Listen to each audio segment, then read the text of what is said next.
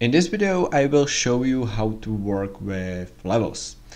First, we need to go to one of the sections.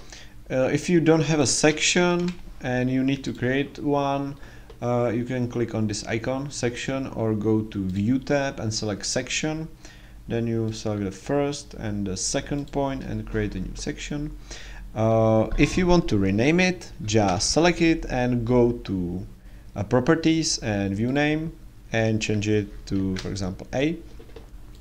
And now we need to open it. So I think there are three ways how to open a section. The first one is you select the section, right click and select go to view.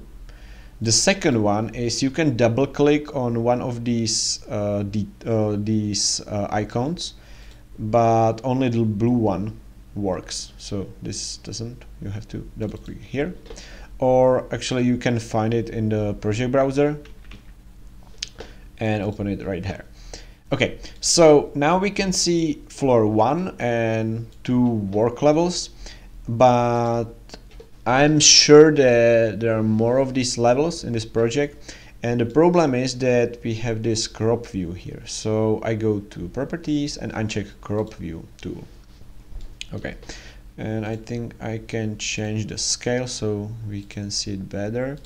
Okay, the next thing I'm gonna do, I will just delete all of these levels so I can show you how to create your own. So I have a level called F1 and I want a new one, so I select this level, and the easiest thing how to create a new level is to click on copy. So I can click somewhere, copy it. If you want, you can actually type the distance, so for example 4 meters. In this template I have most of the things I have in millimeters, but if you want to type it in different units, you can actually type it like 4 meters, hit enter, and it will move by 4000 millimeters. If you want, you can rename the level. There are two ways. You can click here and rename it, or you can actually rename it here in properties. So I type F2, and this way we can actually copy it several times like this, but the problem is we don't see it here in a project browser. If you use different tool to create a level, this one to level in architecture lab, and you check create plan view, and you will create a new floor, new level, it will automatically create a floor plan. But it's not hard to create it if you have the level.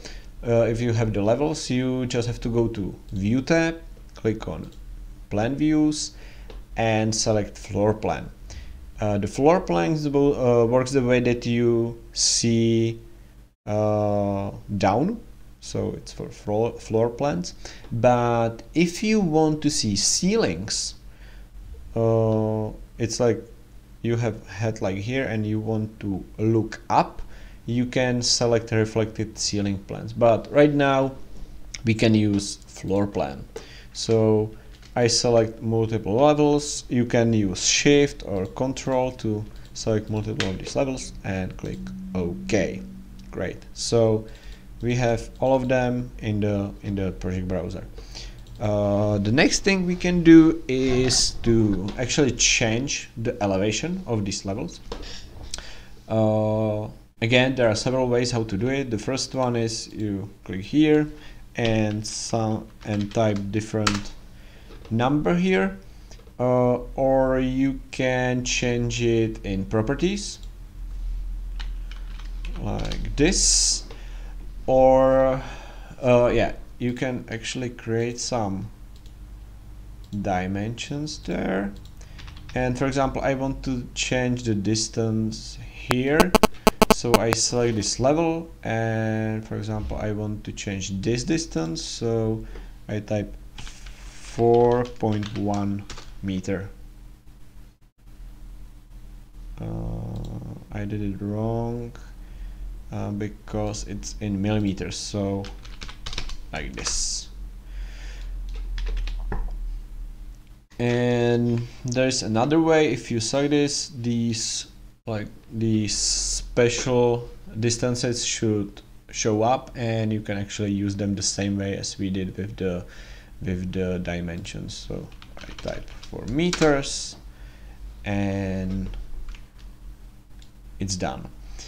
Okay, and as you can remember, I had some work levels there. If I copy this one, and I can name it something like, I don't know, floor 2 ceiling, and I want to use it as a work level, so I don't want to see this arrow.